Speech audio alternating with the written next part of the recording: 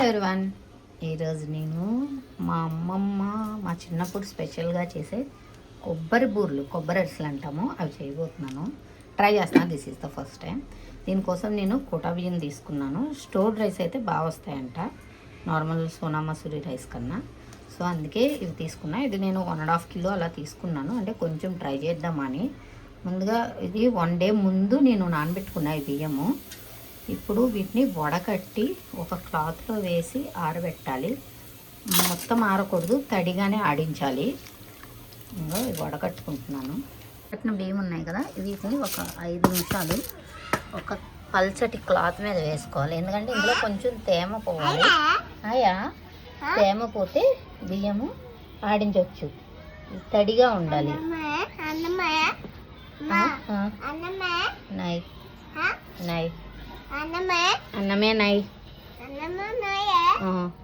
చావాలే నాయి చోట్ కచ్చా చావాలి నాయి. తడి బియ్యం తింటే పెళ్ళిలో వర్షం వస్తుందంట. ఎంతవరకు నిజమో నాకేం తెలియదు. నా పెళ్ళికైతే వర్షం రాదు. చావాలే ఒక 5 నిమిషాల తర్వాత ఎత్తేస్తే తేమంతా పోతుంది. కానీ తడిగా అయితే ఉండాలి. కొంచెం నీళ్ళు వాడే వరకు ఇలా ఉంచాలి. కొబ్బరి కొంచెం తురుముకోవాలి. ఎందుకంటే ఇవి కొబ్బరి బూరెలు కదా, కొబ్బరి కూడా అవసరం. నేను తురుముతున్నాను. కొబ్బరి తురుము పెట్టుకోవాలి. కొంచెం కొబ్బరిలో తేమ ఉంటుంది కదా, ఆ తేమ డ్రై అయ్యే వరకు కొంచెం ముందుగా తురుము పెట్టుకోవాలి.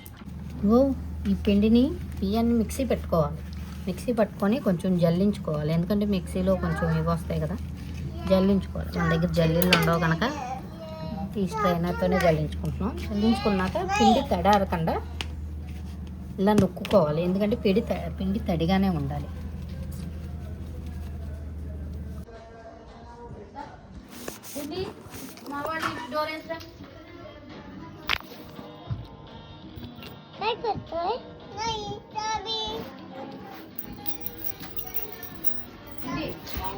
ఇంకో 1/2 కిలో బెల్లం తురిమి పెట్టుకున్నాను. ఎందుకంటే ఇది నేను పిండి తక్కువ తీసుకున్నాను.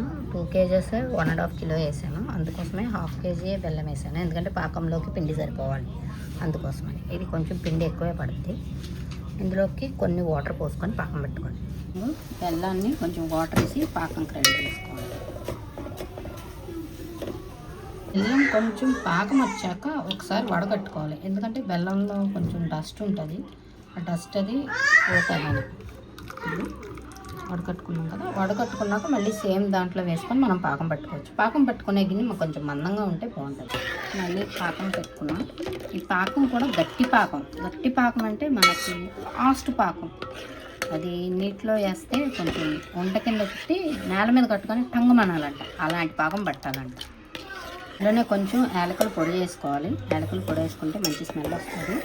పాకము తిప్పుకుంటూ ఉండాలి, ఎగ్గెట్టకుండా ఉండాలి. అండ్ ఒక్కసారి ఒక బౌల్తో వాటర్ పెట్టుకొని అందులో పాకం వేసుకొని చూసుకోవాలి. అలా వస్తుంది అంటే పాకం ఇంకా అవ్వలేదు, ఇంకా పాకం పట్టాలి. చాలా ఉంది. మనం ఒకసారి పాకం టెస్ట్ చేసుకోవాలి వాటర్లో పోసుకొని.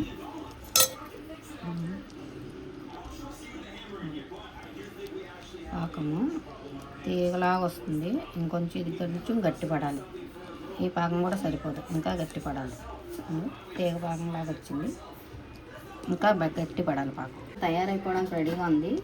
ఇప్పుడే కొంచెం తురిమి పెట్టుకున్నాం కదా కొబ్బరి ఇందులో వేయాలి.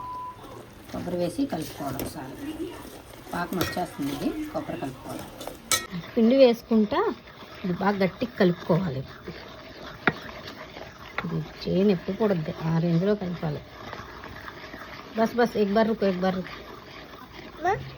ఇదిగో పిండి ఇలా కలుపుకోవాలి. మనకు పిండి ఇదిగో ఇలా ముక్కల కింద పడతా ఉండాలి. అప్పుడు మనకు పిండి పాకం కరెక్ట్గా సరిపోయినట్టు చూసుకుంటూ వేసుకోవాలి. ఇది ఒకసారి నీటిలో తడుపుకొని చూసుకుంటే ముద్ద ఇలా రావాలి. ఇలా వస్తే మనకి పాకం బాగా సరిపోయినట్టు పిండి పాకం. నేను వేసుకున్నది 1.5 కిలోన్నర బియ్యం, 1/2 కిలో బెల్లం తీసుకున్నాను అంతే. ఒక 2 కొబ్బరి చిప్పలు